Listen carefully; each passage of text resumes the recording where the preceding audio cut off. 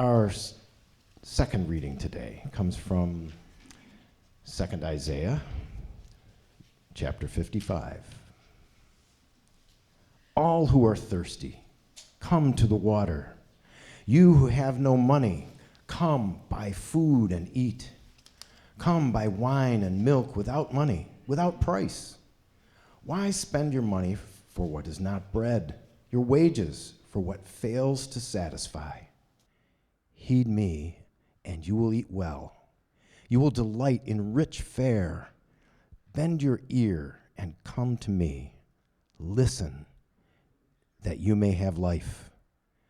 Seek me, the Almighty, while I may still be found. Call upon me while I am near. Let the corrupt abandon their ways, the evil their thoughts. Let them return to the Almighty, and I will have mercy on them. Return to God, for I will freely pardon. For my thoughts are not your thoughts, nor are your ways my ways, says the Almighty. As high as the heavens are above the earth, so high are my ways above your ways, and my thoughts above your thoughts. Thus ends the reading. Well, good question, Isaiah. Why do you spend your money for that which is not bread, and your labor for that which does not satisfy?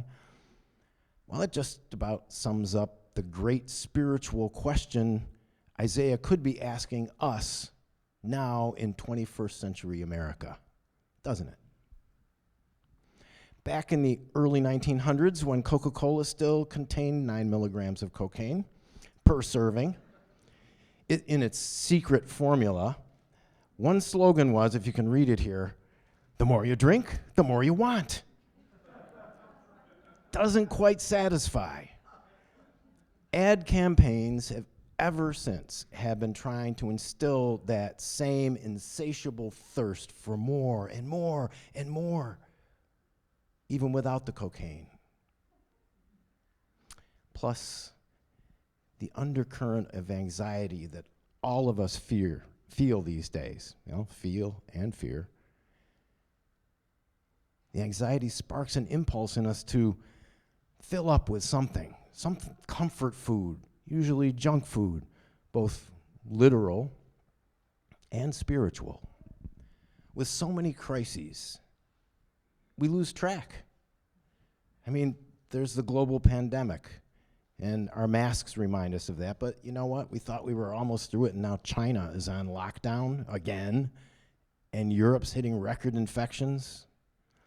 Putin's war on Ukrainian civilians displacing 9 million people plus, including those who are hiding within Ukraine, have been displaced from their homes. Gun violence, it's taking more lives than auto accidents each year. And opioid deaths, they're competing with that. And then there's global inflation. I mean, whoa. Anxiety, it's an undercurrent. We all feel it. And all that anxiety leaves us craving something that'll give us an instant feel-good fix. So we occupy ourselves with stuff often that just can't satisfy, at least for long.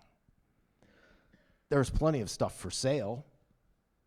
More stuff for sale now than maybe ever in history, when you think about it. With online shopping, we can buy stuff at any time and any place and have it delivered wherever we want it. We can stream movies without having to go to the movies, which is kind of a bummer. I kind of liked doing that back in the day. And we can have pretty much anything we want delivered to us, even if we're not home. There's Amazon and Uber Eats and Grubhub and Zoom, Zoom, there's another thing, but all those services zoom the goodies right to our door. The problem is that much of this is, like Isaiah said, labor spent for that which does not satisfy.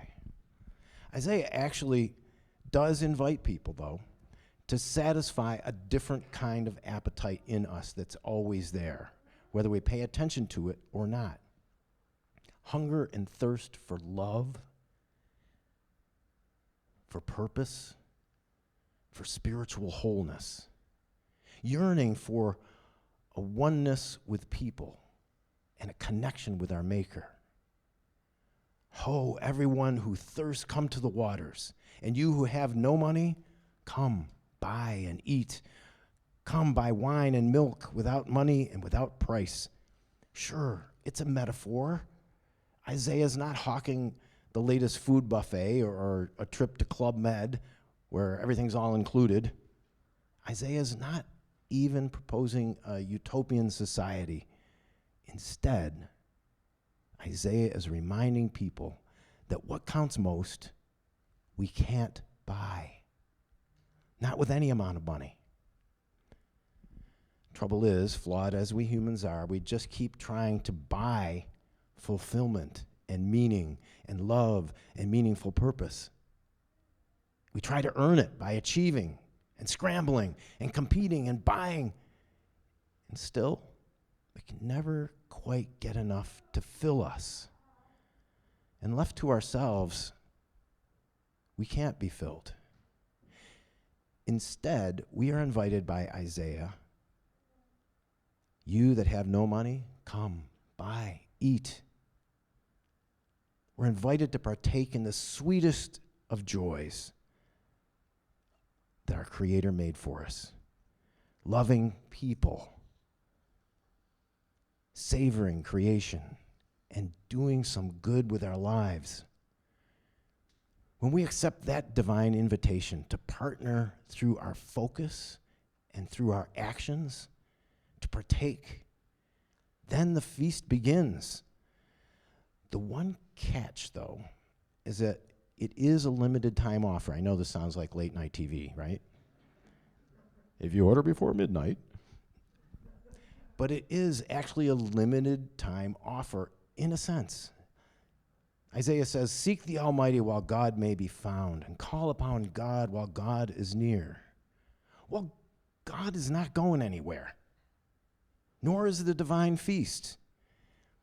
It's we who keep moving.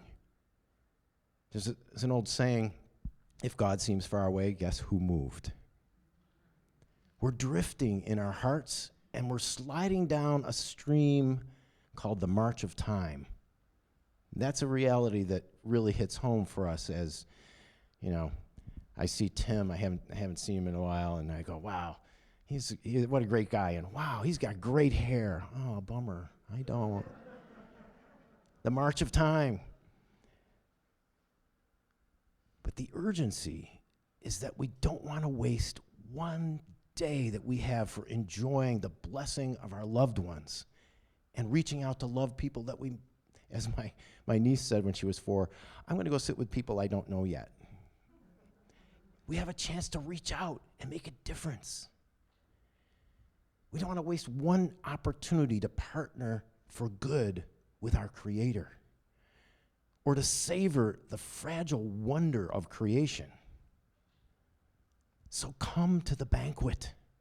It's spread before us every single day. It's spread out with the rising of the sun every single morning, and every person we are blessed to love. In every good thing that we can help make happen in this world, it's a banquet for the soul. Divine feast. And one more thing. That parable of Jesus that Tim read a little bit ago, God is the farm worker, the vine dresser, the gardener, not the vineyard owner, the one begging for another chance with that wayward fig tree. Evolution selects against trees and organisms that don't reproduce, right? The divine farm worker won't give up on that tree. Give it another chance, please. Then, God the gardener commits to another year shoveling manure around that tree, just hoping for fruit.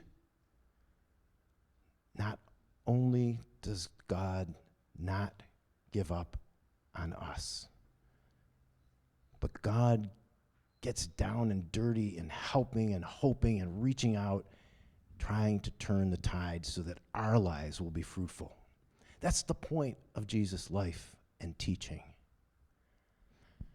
Our Maker also invites us to be co-workers with manure shovels in hand, digging in to help turn things around. Be it working for peace, calling out injustice, healing this amazing earth, or feeding its people. Our gardener God won't give up, and we can't give up either. Well, let's grab a shovel. Amen.